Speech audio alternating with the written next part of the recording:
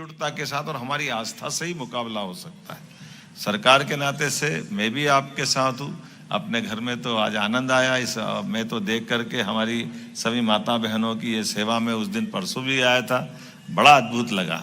हमारी नेहा बग्गा जी ले गई थी बाल दिवस पे, आपने कहा सरकारी स्तर पे कार्यक्रम करना चाहिए।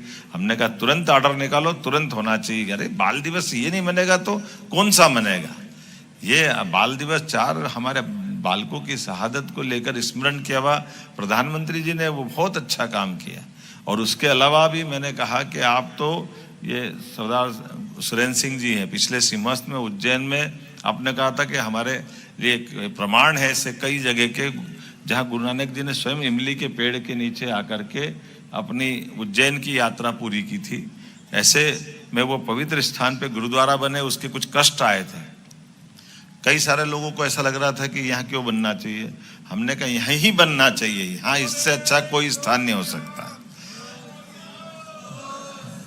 भाई गुरु नानक जी की यात्रा अगर हुई है, उस यात्रा को अमर बनाना ये हम सबकी जवाबदारी है। इसलिए वो गुरुद्वारा भी बना, आनंद के साथ सिंहस्थ भी हुआ और इतनी अच्छी सेवा होती। मैं हर साल क्षिप्रा परिक्रमा होती है, क्षिप्रा परिक्रमा में वो एक रात का पड़ाव वहीं होता है। सारे यात्रियों की व्यवस्था हमारे सारे समाज के द्वारा होती है, बहुत अच्छे से सेवा होती है, लंगर होता है। सच्चे अर्थों में यही तो आनंद है।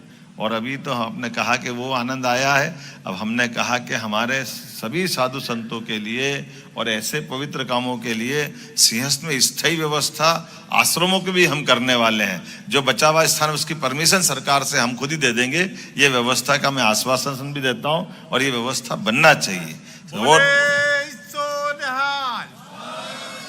और केवल उज्जैन नहीं, जहां जहां अपना समाज चाहेगा हम वहां रियायती दर पे ये प्रबंधन करने का यहीं से घोषणा करते हैं। ये अपनी अच्छी प्रबंधन की व्यवस्था है।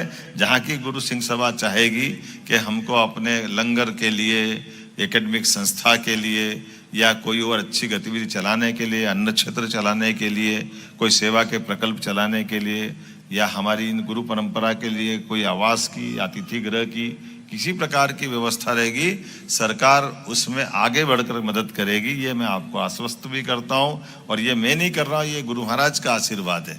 इस नाते से आपको बताता हूँ, आपने कहा अरेराव कॉलोनी के लिए हमको कुछ कष्ट है, तो मैं एक कमेटी बना दूंगा। वो कमेटी से उसमें समाधान की दिशा में जरूर आपको भी मदद करेंगे, क्योंकि ये अपनी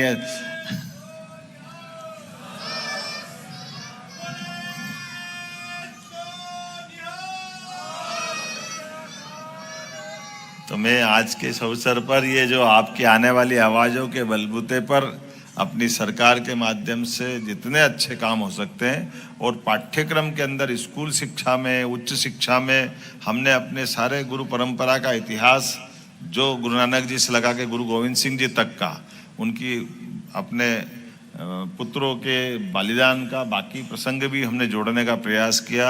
आपकी जानकारी के लिए बताऊं, नेहा बहन जी हमारे यहाँ कक्षा 7वीं के पाठ्यक्रम में 37वें नंबर पेज पर अपने गुरुदत्त पुत्रों की शहादत का विस्तार से वर्णन लिखा हुआ है। हमने उच्च शिक्षा में अपनी पीएचडी देने के लिए भी हमारे गुरुओं के बलिदान की घटना आती तो उस पर पीएचडी देने की भी गुंजाइश दी है। हमने प्रयास किया कि ये इतना स्वर्णिम इतिहास है, इस इतिहास को शिक्षा से जोड़ना ही चाहिए ताकि उसकी विश्वसनीयता भी रहे और सबको जानकारी भी आए। ऐसे एक नहीं कई काम करेंगे, लेकिन आज पहली बार नहीं हो रहा है। उम्मीद करेंगे हर बार अपना ये आनंद का ऐसा हमारा अवसर मिले और हमारे घर में गुरु ग्रंथ साहब पधारे, क्या साक्षात ईश्वर पधारे। मैं आपको प्रणाम करता हूँ और एक बार आप सबको पुनः बधाई देता हूँ। सरकार आपके बताए मार्ग पे चलती रहेगी।